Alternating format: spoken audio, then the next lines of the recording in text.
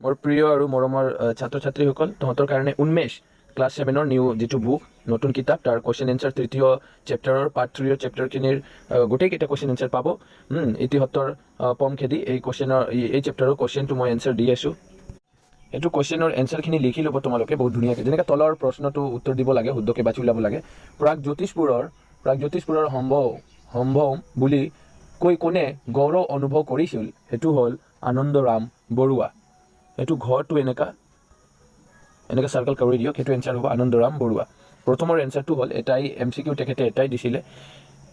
দ্বিতীয় এতিয়া কুৱেশ্যনৰ এনচাৰখিনি আমাক লিখিব লাগে। মই এটা PDF বনাইছোঁ, দি আছোঁ। কামৰূপ নগৰ নামটো উল্লেখ থকা তামৰ ফলিখনৰ নাম কি আছিল? এইটো লিখিব লাগে। নেক্সট, কানাই বৰশী বোৱা শিলালিপি থকা পাহাৰখনৰ নাম কি? এই পাহাৰখনৰ ব্ৰহ্মপুত্ৰৰ কোনটো পাহাৰত অৱস্থিত? ইমান ধুনীয়া কুৱেশ্যন, এইটো লিখি ল'ব। প্ৰথমৰ এনচাৰটো আনন্দৰাম বৰুৱা, এইটো এনচাৰ। দ্বিতীয়টো হ'ব পুষ্পভদ্ৰা। কামৰূপ নগৰৰ নামটো উল্লেখ থকা তামৰ ফলিখনৰ নাম হ'ল, এনেকৈ ধুনীয়াকৈ লিখিলে আৰু ভাল হ'ব, পুষ্পভদ্ৰা। তাৰপিছত কানাই বৰশী বোৱা শিলালিপি থকা পাহাৰখনৰ নাম কি? এই পাহাৰখন ব্ৰহ্মপুত্ৰৰ কোনটো পাহাৰত অৱস্থিত? এনচাৰটো এনেকুৱা হ'ব, কানাই বৰশী বোৱা শিলালিপিৰ থকা পাহাৰখনৰ নাম হ'ল মণিকণেশ্বৰ। ধুনীয়াকৈ লিখিবা, মণিকণেশ্বৰ পাহাৰ। তাৰপিছত এই পাহাৰখন ব্ৰহ্মপুত্ৰৰ উত্তৰ পাৰে অৱস্থিত, এনেকৈ লিখিবা। এইটো উত্তৰ দিয়া হ'ল। নেক্সট, এইটো হ'ল ইয়াৰ এনচাৰ দি আছোঁ, এইটো লিখি ল'ব তহঁতে। ৰজা সন্ধিয়াই কামৰূপ ৰাজধানী উত্তৰ গুৱাহাটীৰ পৰা কলৈ স্থানান্তৰিত কৰিছিল? ৰজা সন্ধিয়াই কামৰূপৰ ৰাজধানী উত্তৰ গুৱাহাটীৰ পৰা কমতাপুৰলৈ স্থানান্তৰিত কৰিছিল। ইমানে মেইন এনচাৰটো হ'ল, ইমানে কমতাপুৰলৈ স্থানান্তৰিত কৰিছিল তেখেতে। ইমানে লিখিলে হ'ব।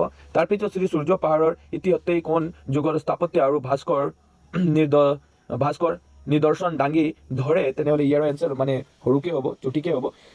শ্ৰী সূৰ্য পাহাৰ ইতিহাসৰ প্ৰাক আহোম যুগৰ, এইটো হ'ব মেইন, প্ৰাক আহোম যুগৰ স্থাপত্য আৰু ভাস্কৰ নিদৰ্শন দাঙি ধৰিছিল। মেইন এনচাৰটো হ'ব প্ৰাক আহোম যুগৰ, ইমানে হ'ব মেইন। তাৰপিছত আৰু এটা আছে, কামৰূপৰ ৰজা পৃথুৱে কোনজন তুৰ্কী সেনাপতিক পৰাস্ত কৰিছিল? ধুনীয়া কুৱেশ্যন। 1206 খ্ৰীষ্টাব্দত কামৰূপৰ ৰজা পৃথুৱে বস্তিয়াৰ খিলজীৰ তুৰ্কী বাহিনীক পৰাস্ত কৰিছিল। এইটো হ'ব এনচাৰ। এতিয়া আলোচনা কৰি আমাক এনচাৰ দিব লাগে। যেনেকা ইতিহাসৰ কি কি দিশ সামৰি লয়, এইটোৱে এনচাৰ ইমান ডাঙৰ নহয়, তথাপি এইটো লিখিব পাৰে আৰু ভালে হ'ব। মাৰ্ক তোমালোকে ফুল মাৰ্কে পাব। পুৰণি কালৰে পৰা চলি অহা ৰীতি নীতি, আচাৰ অনুষ্ঠান, শিল্প সাহিত্য, স্থাপত্য, ভাস্কৰ ইতিহাসৰ সামৰি লয়। Very important. ইয়াৰ উপৰিও জ্ঞান, প্ৰযুক্তি, ভাষা, খাদ্য, সাজপাৰ আদিও ইতিহাসৰ অন্তৰ্ভুক্ত হয় বুলি আমি ক'ব পাৰোঁ। তাৰপিছত খ নম্বৰখিনি হ'ল এটা ভেৰি ইম্পৰ্টেণ্ট কুৱেশ্যন, ইতিহাসৰ প্ৰতি আমি কেনেদৰে সন্মান প্ৰদৰ্শন কৰিব লাগে? এতিয়া হ'ল এনচাৰখিনি এনেকুৱা, সজাইখিনি লিখিবা।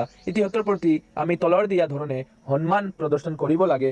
ৰোমান নম্বৰ 1, ইতিহাসই অতীতৰ সৈতে বৰ্তমানৰ সংযোগ স্থাপন কৰিব লাগে।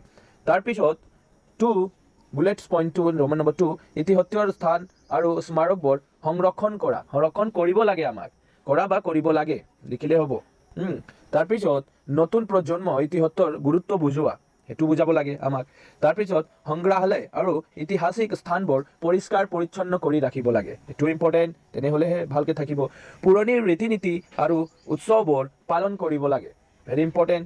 নিজৰ সংস্কৃতি, ভাষা আৰু পৰম্পৰা মানি চলা, এইটোৱে important. That's very very important point.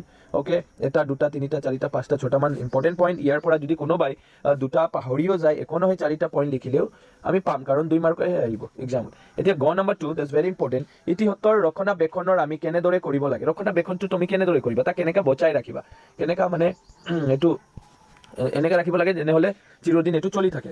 ইতিহাসৰ ৰক্ষণাবেক্ষণৰ আমি তলৰ দিয়া ধৰণে কৰিব পাৰোঁ, সেইটো মেইন এনচাৰ। ঐতিহাসিক স্থানসমূহত যত্ন লোৱা আৰু ক্ষতি নকৰা, ইয়াত আমাক যত্ন ল'ব লাগিব।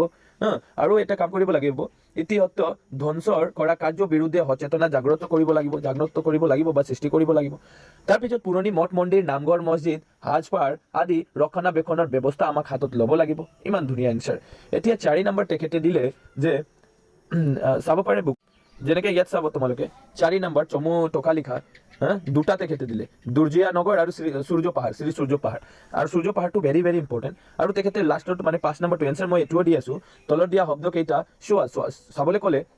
তাৰপিছত আমি পঢ়িছোঁ, তাৰপিছত এনচাৰখিনি যিমান আছে মই দিম।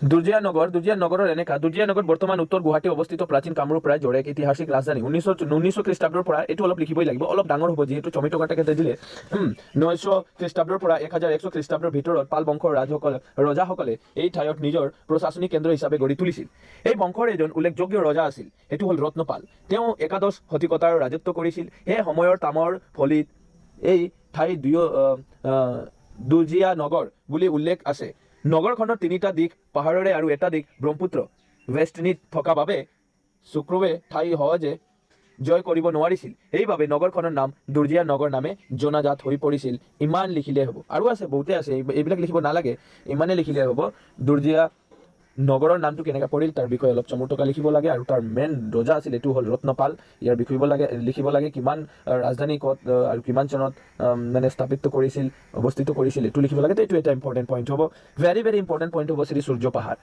পাহাৰটো আমি জানো গোৱালপাৰা জিলাত আছে অৱস্থিত শ্ৰী সূৰ্য পাহাৰ অসমৰ গোৱালপাৰা জিলাত এখন উল্লেখযোগ্য ঐতিহাসিক আৰু প্ৰত্নতাত্ত্বিক স্থান হ'ল শ্ৰী সূৰ্য পাহাৰ গোৱালপাৰা বহুত ধুনীয়া মানে ঠাইটো তোমালোকে যদি যোৱা নাই কিবা পিকনিকত গ'লে সূৰ্য পাহাৰটো গ'লে ভাল হ'ব তাৰ এটা ঐতিহাসিক ঠাই তাক বহুতে কিছু শিকিব আৰু বহুত প্ৰাচীনৰ যুগৰ বহুত কেইটা বস্তু এনে যিটো চোৱা নাই চাব আৰু এইটো সূৰ্য পাহাৰ গোৱালপাৰা নগৰৰ পৰা 13 কিলোমিটাৰ হ'ব 13 কিলোমিটাৰ পূৰ্বৰ শ্ৰী সূৰ্য পাহাৰৰ অৱস্থিত ইয়াৰ উত্তৰ পূৰ্ব এলোৰা বুলি জনা যায় উত্তৰ পূৰ্বৰ এলোৰা কাক বুলি জনা যায় ইমান ধুনীয়া কোৱেশ্চন এটা ইণ্টাৰভিউত তেখেতে সুধিছিলে এইটো হ'ব শ্ৰী সূৰ্য পাহাৰ এলোৰা বুলি জনা যায় ইয়াৰ কিমান আছে 1,70,000 99,999টা কিমান আছে শিৱলিংগ আৰু সূৰ্য দেৱতা মূৰ্তিৰ বাবে এই স্থান অতি পবিত্ৰ এই স্থান প্ৰাচীন কালৰে পৰা অসমৰ ধৰ্মীয় আৰু সাংস্কৃতিক কেন্দ্ৰ বুলি সকলোৱে বিশ্বাস কৰে ইয়াৰ ভগ্নাৱশেষসমূহ সাধাৰণতে গুপ্ত যুগৰ পৰৱৰ্তীৰ সময়ত বুলি ধাৰণা কৰা হয়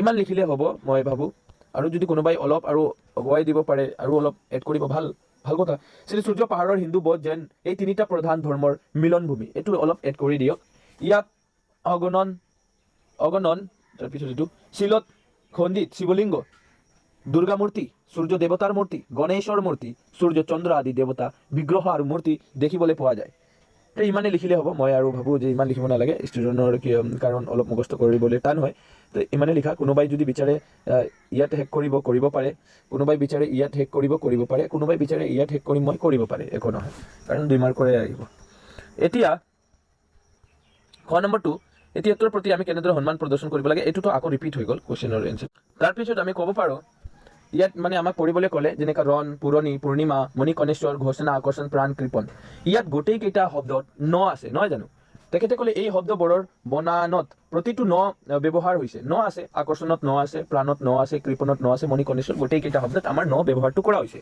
এইটো মই চাই আছোঁ শব্দত ন কেতিয়া হয় আৰু তাৰ কিছুমান নিয়ম আছে নিয়মবোৰ জানো আহা মানে নৰ ব্যৱহাৰটো কেনেকৈ কৰিবা আৰু কিয় হয় এইটো এটা গ্ৰামাৰৰ ছেকশ্যন ন ব্যৱহাৰ নিয়ম বা বিধি এইটো তেখেতে ক'লে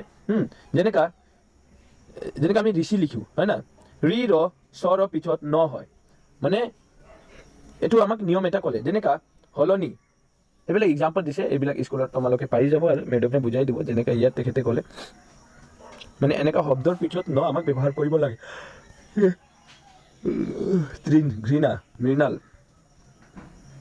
কেইটামান নিয়ম তেখেতে ক'লে এই নিয়মটো হ'ল ন ব্যৱহাৰৰ নিয়ম তাৰপিছত মনত ৰাখিবা এই নিয়ম বা বিধিবোৰ সংস্কৃত মূলীয় শব্দটোৱে খোট এইটো এটা ক'লে এইটো নালাগে আমাক এক্সামত এইটোৱে ইম্পৰ্টেণ্ট হ'ব যিবিলাক দি আছোঁ তলত দিয়া শব্দবোৰ কি নিয়মৰ মতে ন ব্যৱহাৰ হৈছে লিখা এতিয়া ওপৰৰখিনি পঢ়িখিনি ইয়াত যেনেকৈ ৰাণীৰ ন আছে শ্ৰেণীত ন আছে আকৰ্ষণত লাষ্টত ন আছে ৰাৱণত ন আছে এই নটো ইয়াত নিয়মটো আমাক লিখিব লাগে ওপৰতো পৰা তলতো এনচাৰ দিয়া এনেকুৱা তো এইবিলাকে হ'ল আৰু একো নহয় এইটো ওপৰতো পৰা তলতো নিজে এনচাৰ দিয়া একো নহয় এইটো কৰিব লাগে এক্সামত ইমান ইম্পৰ্টেণ্ট নহয় মই বুলি ভাবি আছোঁ আৰু 100% এই ইম্পৰ্টেণ্টটো ওপৰটোৱে হ'ব ইমানলৈকে ইম্পৰ্টেণ্ট হ'ব 100% এক্সামত আহিব আমাৰ চেনেলখিনি ছাবস্ক্ৰাইব কৰিবা আৰু কিবা মানে ছ'চিয়েল হওক ছায়েন্স হওক কিবা হিন্দী হওক যদি অসুবিধা পাই আছে কুৱেশ্যন এনচাৰ লাগে বা তহঁতে ভাবি আছে এক্সপ্লেইন কৰি দিওঁ বুজাই দিওঁ চেপ্টাৰখিনি তেনেহ'লে যদি স্কুলত বুজা নাই ধুনীয়াকৈ আমাক কমেণ্ট কৰিলে হ'ল ময়ে বুজাই দিম এবাৰ ভিডিঅ' চাই ল'ব ছাবস্ক্ৰাইব কৰি ৰাখক তোমালোকে তেনেহ'লে কি কৰিবা এই ভিডিঅ'বিলাক গোটেইকেইটা তোমালোকে পাব নটিফিকেশ্যনটো ছাবস্ক্ৰাইব কৰিবই লাগিব তেনেহ'লে নটিফিকেশ্যন আহি থাকে